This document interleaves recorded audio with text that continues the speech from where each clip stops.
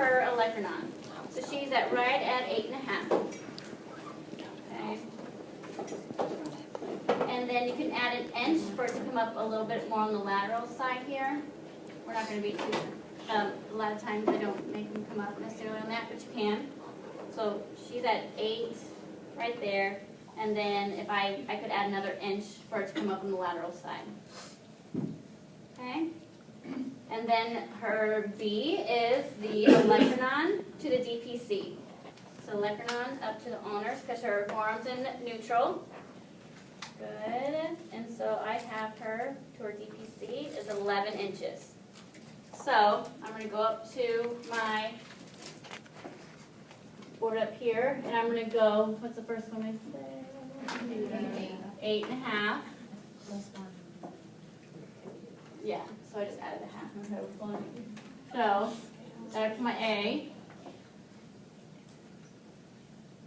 And then from the olecranon to the DPC was 11. Okay, so that's the length of my splint. All right, so now we are going to do A, and then there is my B. Okay. So now we have the upper arm. We're going to do the circumference of the upper arm. So more of the proximal part of the upper arm. And I got 11 inches. So 2/3 of that, so I multiplied it 0.67, and we got, I already did this, 7.4. Yeah, well, okay, so 7.4, just the length of that. So. I hope nobody has bigger biceps than me. So, how do you know where to like put them? Because like, depending on where you like measure, like how do you know where to put it on the splint? Like, do you need to measure where you took it from? You know what I'm saying? Like from the olecranon to there. Mm-hmm. But you didn't do that. No, like when you took the measurement of like the mid of the circumference? Yeah, but do you need to know where from the olecranon you took it from? No. It doesn't have to be that. We're just gonna, you're gonna make your this, and then you're gonna put it on your person. So then you can make real small corrections. As long as you eyeball it. Yeah. So you're going to just go the most, like probably the biggest part of the upper arm is what you're gonna go around. So just close to the bottom. Yeah. Yeah. And with that 2/3 calculation, you can use the calculator? Yeah. Okay. That's not not very good good before. math. That's why I'm like, this is very detailed. Most of the time you can just round. Okay. But for this purpose, we'll be an exact. Okay. Okay. And then you're going to do 2/3 the elbow, and you're going to do it in a splinting position. Good. And I got 9.5. So then 2/3 of that is 6.4. Okay. So here's my elbow position, right where the olecranon is, where it meets. What did I say, 6.5? Okay. Good, so I'm eyeballing that. There. There. And once again, this is just your little, your draft, and you're going to hold it up after you make this.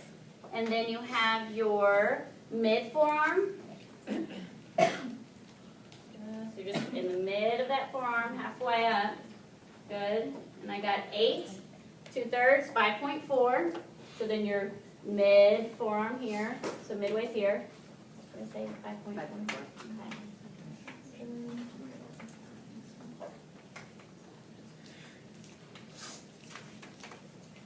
And then you go to the DPC. That's when you got to know what your creases are. Good, and I got 7, so 2/3 that is 4.7. So then at the very end, we're going to be 4.7.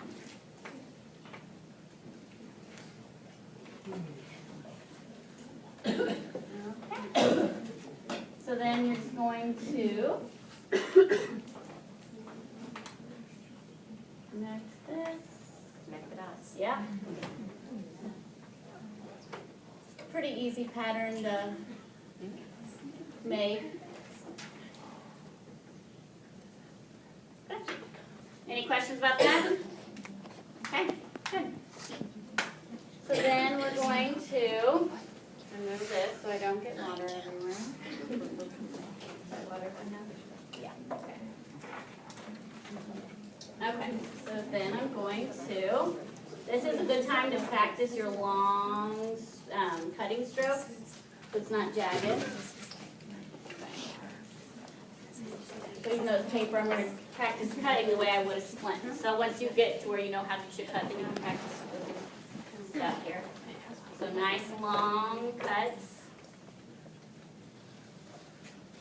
And the more exact you are, whenever you are making these patterns, the better.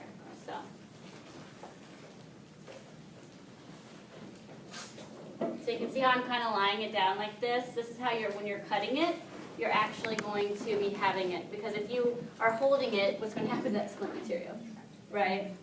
So it's nice and supported by the table. And then I'm just getting rid of my pieces that I don't need, so that it doesn't get caught and stick to.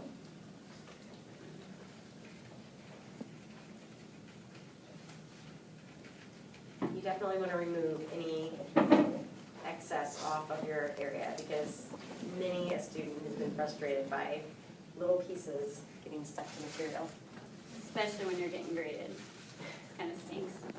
Okay, so even on my pattern, I swear that blinks from my head all the time. Even on my pattern, look at my edges, look at my corners. Are they sharp? Nice and rounded. Okay, so now I'm going to position my patient. Good.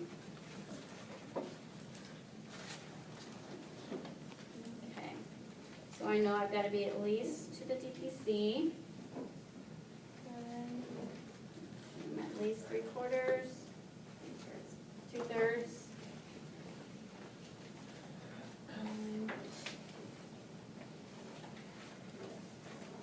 Okay.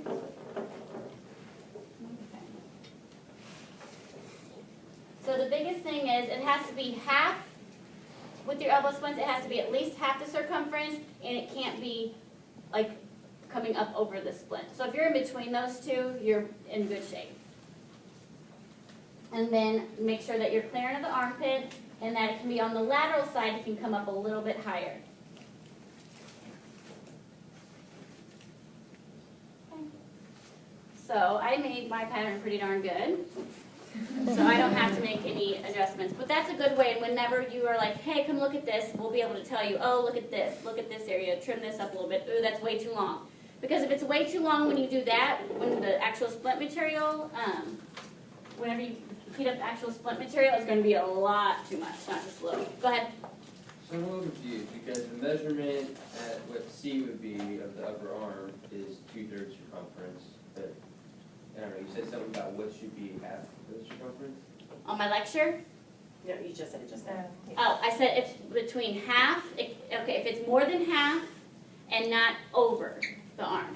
Okay, Not over 2/3. So I'm saying, between half in and real 2/3? practice, it has got to be at least half, Okay, or it has to be in between half and from over. So in between those two things is a good eyeball 2/3, okay? And a lot of times I make mine right around half too. The book says 2/3, but Every other split you're going to do is going to be half. it's gonna be half, yeah. So it's not like I'm gonna get the measuring, tool out. So when you're eyeballing it, is it more than half, and is it not overlapping where it's sticking out? Does that make sense? All right, so now I'm going to draw my pattern. Ooh, and I'm really thinking, I'm gonna make myself, should I just use half here? Yeah, okay. So I'm gonna cut mine just a little bit short, but honestly, once I get it on her, it might actually be long enough in the axilla area. Okay, so once again, whenever we are doing this, you want to use up as much of that paper as possible. So I'm actually going to use the side of the splint, which is great because it's already a nice and smooth cut, right? So I'm going to put one side of my splint right up against that side. On the top and the bottom too, actually. Okay, and then I'm going to draw my design And you don't want your paper towel to move. If it does, then you need to get it all lined up again. Good, and then round it up. I know I need to round that corner. And round that corner. Oh, you know what I forgot? X-Acto knife. I wonder. Okay, so patterns, and you guys honestly might want to keep your patterns so whenever you are doing your practice and stuff, you have something to refer back to. Because if you're like have a question about forming it, I'm like, okay, where's your pattern at? So I would probably just keep them. Okay. Yeah, I'm probably just, this is what you don't want to do to your splinting scissors. So we're going to have, so there is my pattern. Can you see it? No, okay. So it is with the, you guys will see with the yellow crayon. So what we would do in lab is we have an X-Acto knife, and we will show you guys how to properly cut with an X-Acto knife. I'm going to ruin my scissors. No, it doesn't really ruin them, but it's terrible for your hands.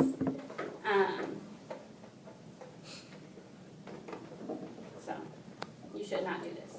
I'm going to have CMCOA by the time I'm 50.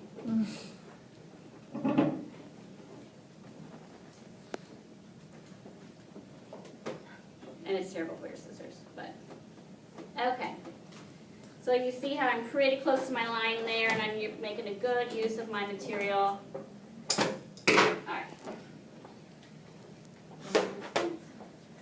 So next what I'm going to do is I'm going to start putting in my split material. And I'm not going to let it get like form all the way. I'm just going to get it pretty soft so that I can cut my pattern out. And usually when you're doing this, you're not right in front of your patient, you know, so I'm just getting it soft enough so I can easily cut.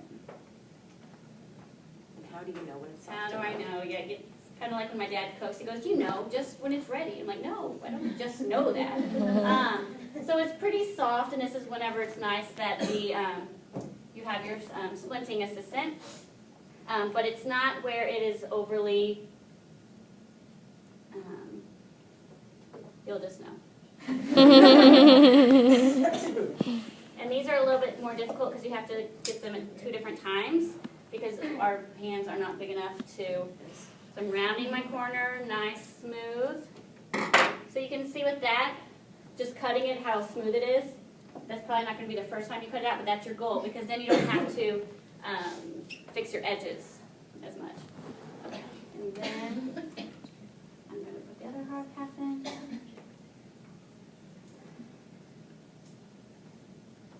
So you got to be careful when you do this because you can see how I'm already making it mold a little bit because I have to hold it. Can you hand me a paper towel? Show you a little trick that before I form it on her, what I'll do. Woo! You almost saw me go down. Okay, so I'm rounding that corner. So I got to really cheat on this because I used the already the side of the actual splint material. Okay, so I'm going to cut it out. I'm going to try to be just on the inside of my yellow line, so I don't have marks on my splint for cosmesis. Okay. Perfect. So that is pretty much ready to go in. I'll show you where I stopped cutting. Can you see? Right there? So that's why when you're cutting, you want to make it as nice, smooth cuts and not ever really pick up your scissors. And just keep on having nice, smooth cuts. All right, so I'm going to put this here for right now while I get Julia positioned. All right. So I'm going to have her get on the table.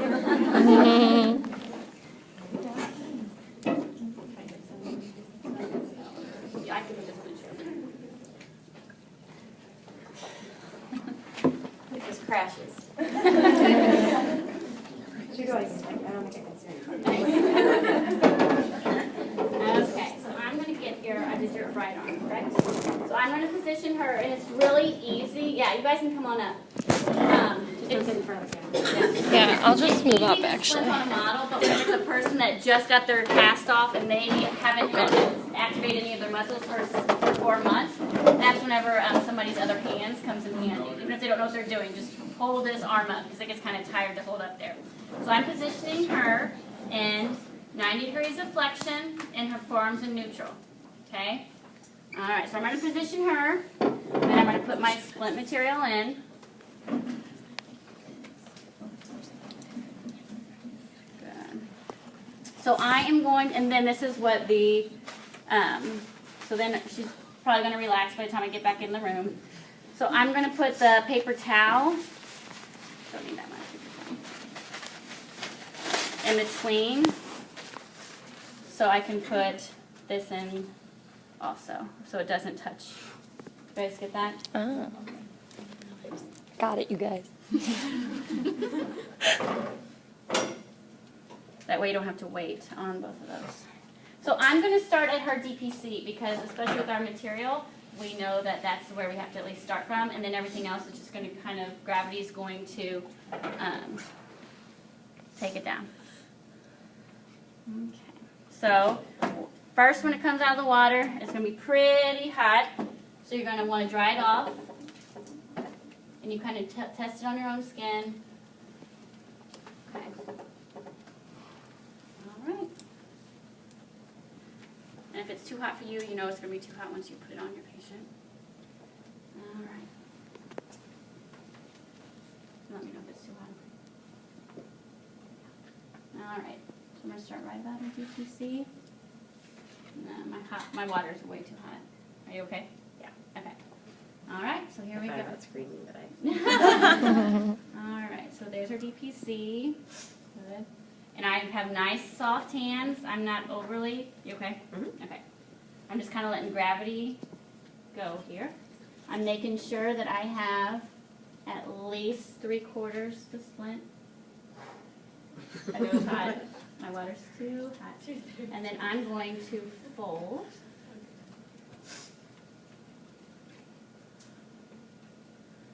This is when it's nice when you have stock net because they don't feel all that temperature. Now this is where I'm doming for the lateral epicondyles and a little bit for that olecranon. And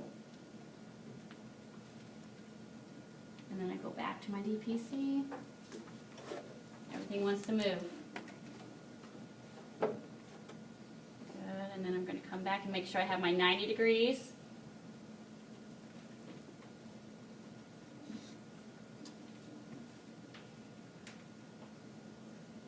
This part's pretty easy because gravity is literally just hanging that down. You doing okay? Mhm.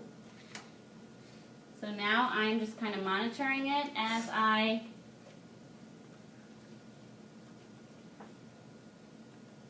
can here while it's hardening.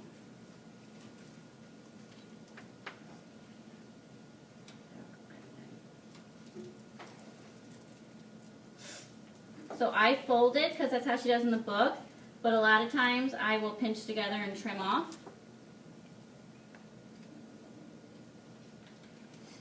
And you can see right there wherever I was kind of holding it in place. So I need to go in and fold that back out so there's not pressure there.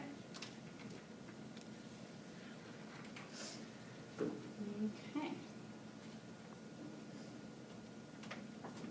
Bubble out again where I know there's going to be pressure. They're at 90. So this whole time it's slowly hardening up.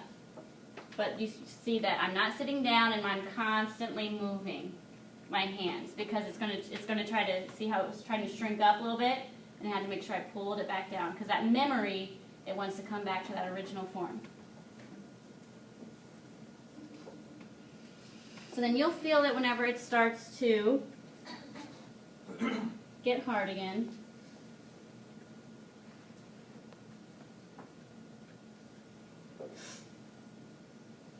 And if you're the patient, you desperately want to help, but you can't.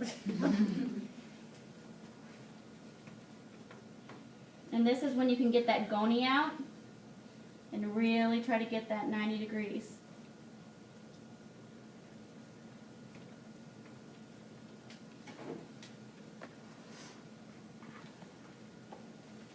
Okay.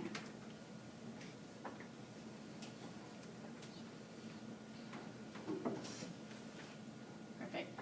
So now, we're gonna take it off her for a second, let her break, and then we're gonna go right back up to it. Right, so make sure that the elbow's in there before you make any marks. So I'm gonna look here, and I'm 3/4, 3/4. Here, I'm going up just a little bit too much. I'm gonna trim that down, and then I have to get that whole thenar area open so that she can move her thumb. So I marked with my crayon,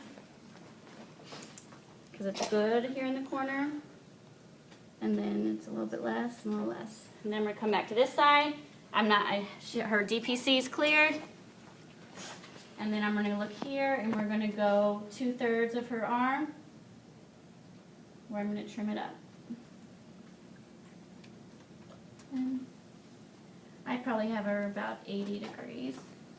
Good, and then I'm good on this, and I've already flared there. And that's still kind of soft in that area, so you have time, but you really go down to those bony prominences and bubble it out a little bit. And then I'm 2/3 here.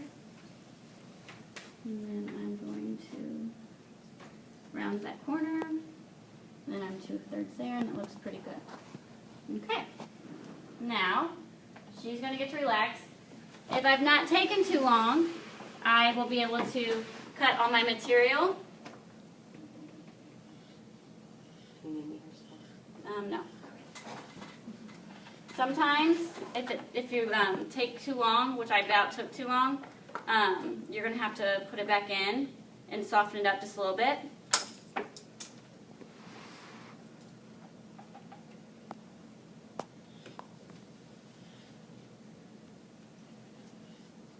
Because now I'm going to have jagged edges. So that's what's good about having a perfect pattern. Even when you have a good pattern, it just happens. As material flows, and there's a lot to position with this type of splint. You have to work with gravity, so you almost always have to cut it down or fix it a little bit. You can put it back in the water if you need to. And then, so if I'm going to soften it up and want to be good on my scissors and hands, dip it, get it soft, and then you're going to get a cleaner cut. So all my corners are rounded. Okay, so now I'm going to hold it back up to her and look at it again. Okay, so once again, you want to make sure that elbow portion's in there. Good. So I am 1 inch from her armpit. Good. I am 2/3 the length of her upper arm, 2/3, 2/3. We're going to have to probably bubble that out a little bit there. Up, okay, there we go. Sorry, getting on my phone. Okay, there she is. So I'm good there. So one of the straps is going to be upper arm. One's going to be right on the top here, so I'm 2/3 there, good. I'm down to the DPC, it's cleared. Our thenar crease is cleared. And then we've got 2/3 the circumference on the side. There you go. Yeah, about half the 2/3, but. Do you feel pressure down there on your upper condyles? Nope. Okay. I probably would pull it out right there. Yeah. But other than that. But once you're here, you probably won't. Okay. Right there? Yeah. Okay. All right, so then I'm going to go back. Yeah. There we go. Okay. So I see a little bit of area where it's kind of impinging on her skin in there. Probably from like whenever I put a thumbprint or something like that in there. So I'm just going to go in there and kind of pull it out. And you can honestly sometimes just dip it a little bit in your water so it's nice and full. Give it a couple of dips. And then I'm going to just pull it out with my thumb a little bit like that. Okay. And then we're going to go back to her.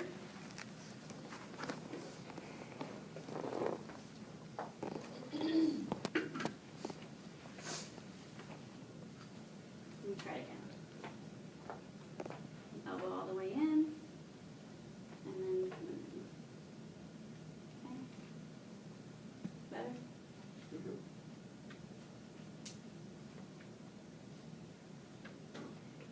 That's what's nice when you have stockinette on, because I kind of pinch her sometimes when I go in there. So I always have stockinette whenever I make these on my patients. Okay. So, that's where I'm going to go with that splint. I'm not going to make any more corrections. I'm going to see what I actually got her at. Not 90, but.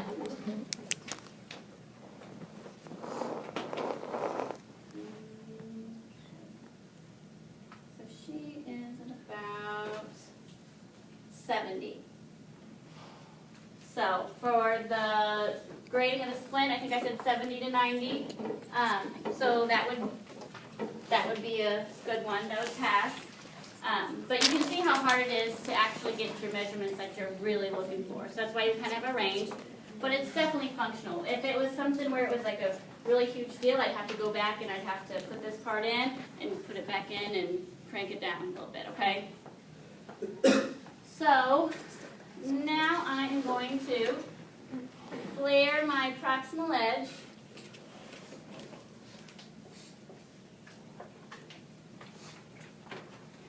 So I'm going to do that with the butt of my hand here. I'm going to flare it. It's going to increase that surface area and it's going to be contoured, so it's not going to put any type of pressure on the proximal end because the force it's holding that force of the arm there. So no straight edges. And always flare that proximal edge. So you don't want it super soft because I'm putting quite a bit of pressure there. And then I'm going to start rubbing my fingers down. That's where I had to cut it. Do I have those little basters in lab? So this would be a good time to have a little baster because the splint water is going down. So I had to dip that all in there, which is fine because I kind of know what I'm doing. But the less you can do that to your splint, the less that's going to change shape.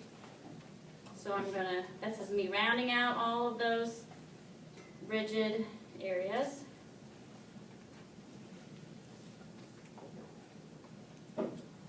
Butt of my hand again. You can use your fingers, but I think you get more the smooth one when you have a big splint like this that you're using the whole palm of your hand.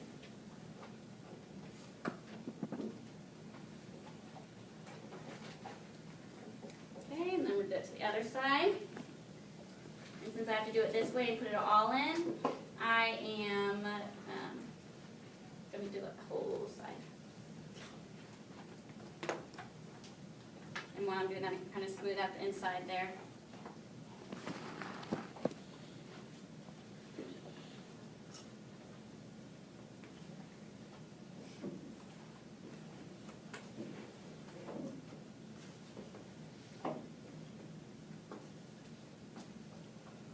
So you can feel a difference when you get a splint that people haven't done this to, whenever the person's wearing it, compared to, it doesn't take that much time to actually go back and do this. Makes a big difference though with the compliance and it being comfortable for that patient. Okay, and then I'm going to do the exact same thing down here. No straight edges. No sharp corners. Okay, and then I'm going to always run my finger down, make sure I'm not really look at it, just always go by the feel, how that feels. Smooth. Okay. So I'm going to go back to my patient one more time before I put the splinting material on. Okay. Good. And then I'm going to take some material and I'm actually going to have it with me so I know the length that I want and where I want to put my straps at. Alright, so I know I want an upper arm one.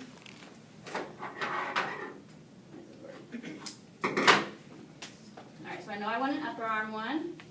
I'm going to get the top here, come across. Good. So now I know where I'm going to mark that I'm going to put my Velcro pieces.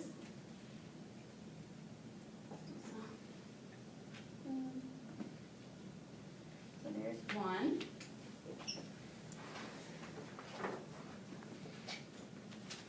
So have one on the upper arm. Sometimes you can have, especially if it's a larger patient, you can kind of do a crisscross here on the side to really keep that on good.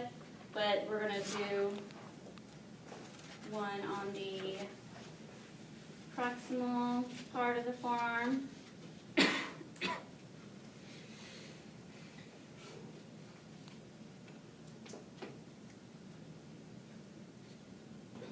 So you see if I would mark this without having it on her, how it wouldn't be as accurate.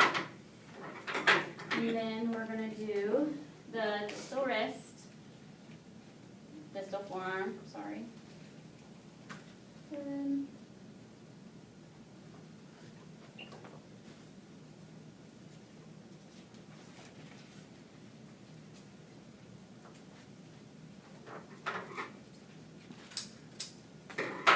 And then we're going to do a small one from her.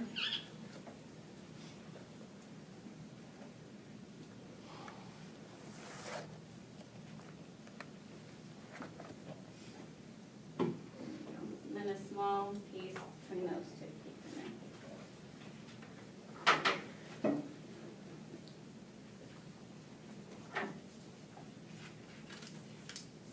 Okay.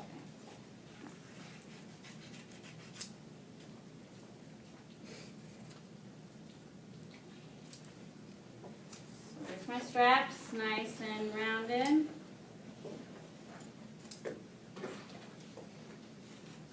And sometimes I even cut, there's a kind of a sharp side on them, so depending on the patient, how much you're going to wear, sometimes I cut that down if it's cutting into their skin at all. Okay, and then I'll get my Velcro pieces.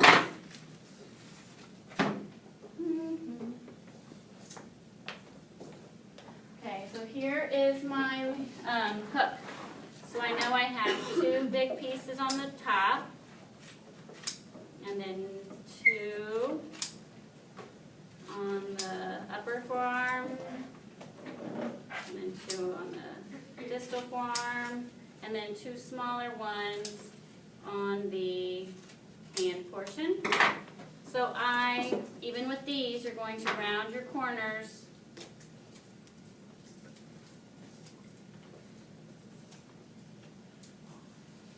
Good. And then these corners.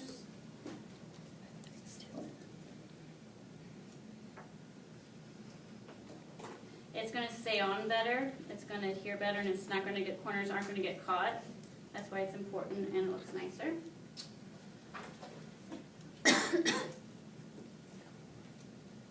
And that's one of the grading points. Rounded strapping, and it's all covered. And my 2 babies.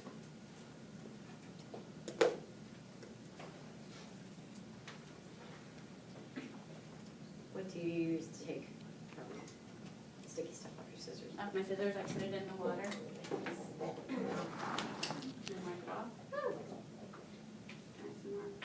You're going to learn to be pretty, not overly sensitive to heat if you're a splinter. Because you're like busy doing stuff and you're like, oh, that's like boiling water. All right, so what I do to help these adhere on is I kind of warm the backs up on my Splint pan because it's actually adhesive, and then it helps stick a little better. And then you take it off. And it just peels off. And one on the top. And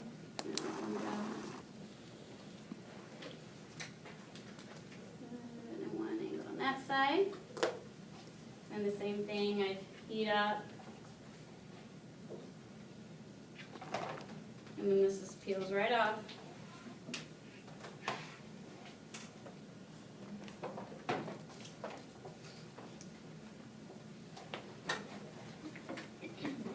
More on the distal part. And these I'm actually going to trim down a little bit more so I could possibly make them smaller.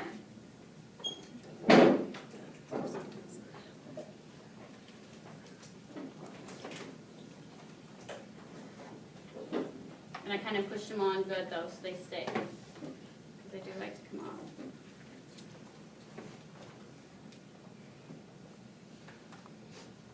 And then my two baby ones. Stuck to the. Oh, okay. And then, like I said, I always heat them up. I'm just doing this for time.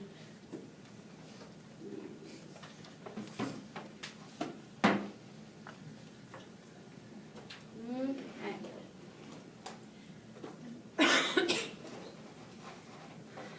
So before I go back to the patient, I'll usually put my straps on the inside, make sure that it covers that whole area.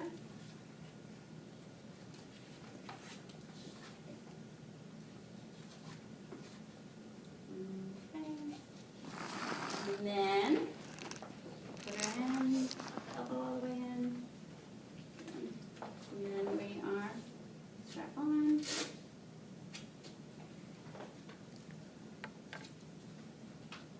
Uh-oh, that might be short. And this one is too short too. I'm just doing good today, guys. One more. And that one over there. You gonna get it? One way and this one out. Okay. Okay. So then I'm gonna go back and trim. Yeah, well then, this one's angled. Get it the angle that I want it. So it's not cutting in there.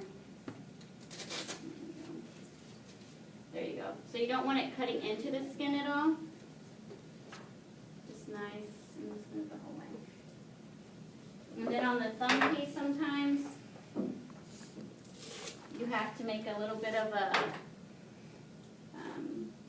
curve for the thumb so it doesn't get pinched. There. So then it's not going to cut in her crease at all there.